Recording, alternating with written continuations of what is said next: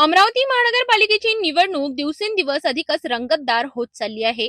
निवडणूक जाहीर झाल्यानंतर कोण कुणासोबत जाणार, कोण कुणाविरुद्ध लढणार याकडे सर्वांचे लक्ष लागले होते। मात्र आता अमरावतीच्या राजकारणात भाजपा आणि युवा स्वाभिमान यांच्यातील युती पूर्णपणे तुटल्याचे स्पष्ट चित्र समोर आले आहे।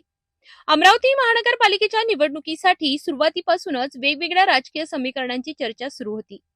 राज्यात महायुतीतील प्रत्येक पक्षाने स्वतंत्र लढण्याचा निर्णय घेतल्यानंतर स्थानिक पातळीवर भाजपा आणि युवा स्वाभिमान यांच्यात युती होणार असल्याचे संकेत मिळाले होते।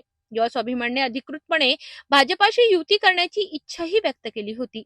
पालकमंत्र्यांच्या अमरावती दौऱ्यानंतर आमदार रवी राणा यांनी भाजप आणि युवा स्वाभिमान यांच्यात युती झाल्याची घोषणा केली।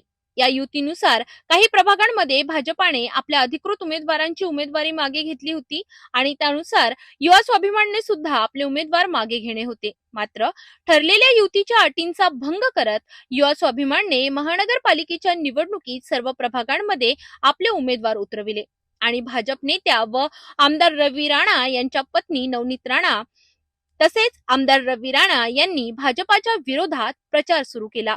त्यामुळे भाजपामध्ये नाराजी पसरली आणि अखेर पक्ष कारवाई म्हणून भाजपाने युवा स्वाभिमानला दिलेला पाठिंबा पूर्णपणे काढून घेतला।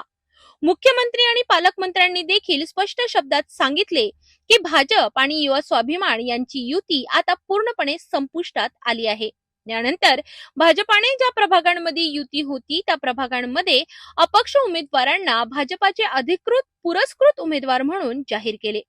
भाजपाने पाठिंबा दिलेल्या उमेदवारांमध्ये प्रभाग क्रमांक 9 SRPF वडाळीमधून अनिल माणिकराव सोनटक्के आणि गौरी मंगेश सरवरे, प्रभाग क्रमांक 18 राजापेठ श्री संत कवरराम नगर मधून ॲडव्होकेट अपर्णा ठाकरे आणि रितेश नानकराम नेभनानी, तर प्रभाग क्रमांक 21 जुनी वस्ती बडनेरा मधून योगेश सदाशिवराव निमकर हे सर्व अपक्ष उमेदवार आता त्या प्रभागातील भाजपाच्या अधिकृत पॅनलचा भाग असून ते भाजपाचे अधिकृत पुरस्कृत उमेदवार आहे। एकंदरीत या सर्वांवरून भाजपाने युवा स्वाभिमान सोबतची युती तोडल्याचे अधोरेखित होते। यावरून आता या निवडणुकीत युवा स्वाभिमानच्या समर्थनात जी भाजपाची मते होती ती आता युवा स्वाभिमानच्या विरोधात परिवर्तित झाली आहे। याचा परिणाम महानगरपालिकेच्या निकालावर होणार हे नक्की।